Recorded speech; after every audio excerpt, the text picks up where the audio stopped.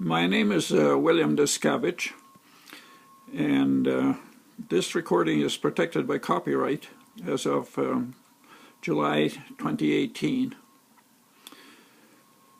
I want to tell you about an experience I had, a scary experience I had when I was a youth.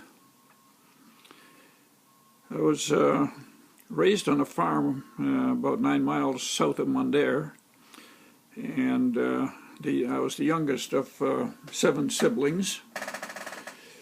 My father had passed away a few years earlier, and 5 of my siblings were away looking for work or working, and the farm was run by my brother and my mother. Times were tough in those years. Money was hard to come by. And store liquor was very expensive. A 13-ounce bottle of whiskey, usually called a Mickey, cost 75 cents, and of course that was a lot of money in those days. So some people decided to make their own. Of course, it was risky and it was illegal. The government collected a lot of money from liquor tax, and they didn't want people making their own liquor. Anyway,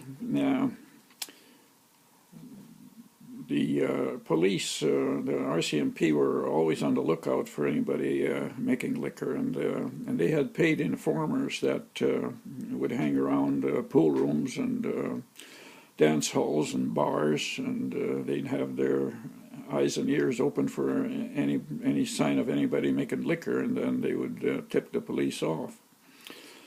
And whenever the police would raid the yard or the home, and if they did find liquor, then the person who was charged with making illegal liquor and paid a heavy fine, and sometimes landed in jail.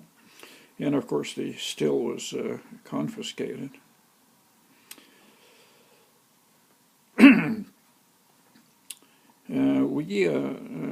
We had a hired man that came from Poland, and he said he knew how to make liquor. And one winter he decided he's going to make a batch. He said that he needs 3 barrels, 2 steel barrels and 1 wooden barrel, and some copper pipe, and that stuff was all rounded up, and he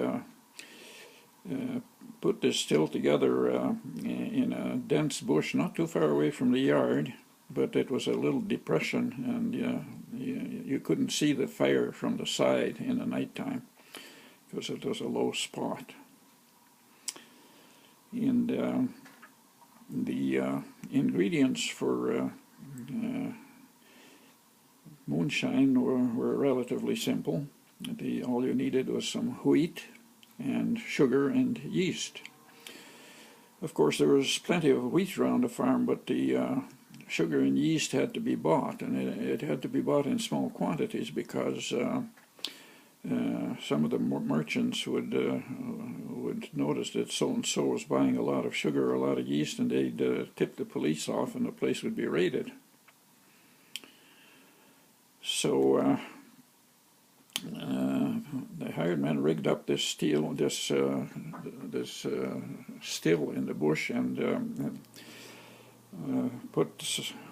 boiled some wheat, and added the sugar and the yeast, and put it all in a wooden barrel, and let it ferment for about 3 or 4 weeks. You could always tell when it was ready because it was a strong smell of alcohol in it. So when the mash was ready, he strained it and put it into the boiler, and of course the boiler was a steel drum that was well cleaned out and was laid horizontally across a fire pit. And it was connected to another barrel that had a copper coil of pipe in it. It was a cooler. And as the mash started to boil, the steam went through this pipe, and as it went through the coil, and the coil was usually covered with cold water or snow, and the steam would condense into liquor, and that's how it was made.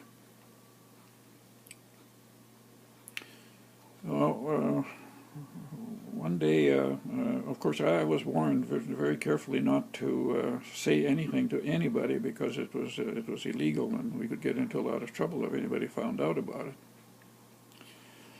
And I used to ride to school on a horse, and one day I was on my way home. I decided I'm going to step into the still and see what's going on there. And when I came, I saw the hired man was holding a turkey leg to the fire, and I says, "What are you doing?" And he said, "Well, I want to singe it so as to use it for weasel bait. There'd be no human scent to it." He said, I put the mash through once yesterday, and I'm putting it through a second time today, because putting it through only once, it's not good. It's got a lot of water and impurities in it. He said the way you test the moonshine is to put a little in a teaspoon, and if you light a fire to it, and if there's only a few drops of water left after it burns out, then it's pretty good moonshine.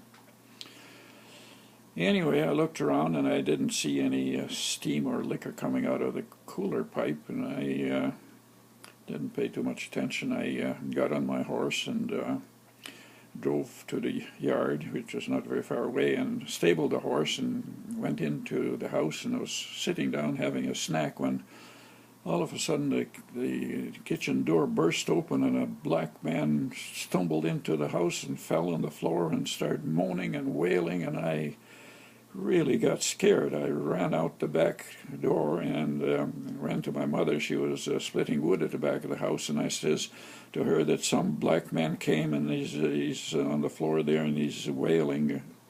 And she didn't believe me. She said, "What do you mean black man? There's no black men around here." Anyway, when we got to the kitchen, we recognized that it was a hired man, and he was all covered with soot and ashes, and that's what made him look like a black man.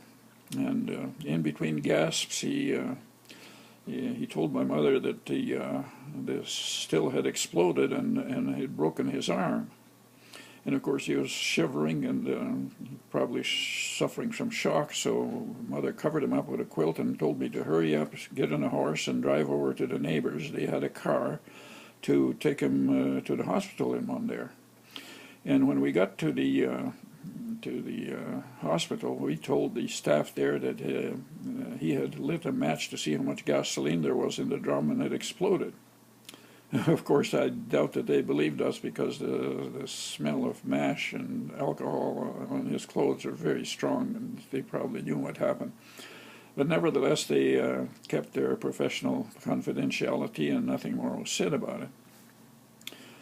Well, the next day, my brother and I walked over to where the still was, and we couldn't believe what we saw. The boiler was no longer on the fire pit. It had sheared a path of about 10 steps through saplings and thin trees, and the other end of it, we never did find it until springtime in a nearby field. The amazing power of that explosion was really something to see.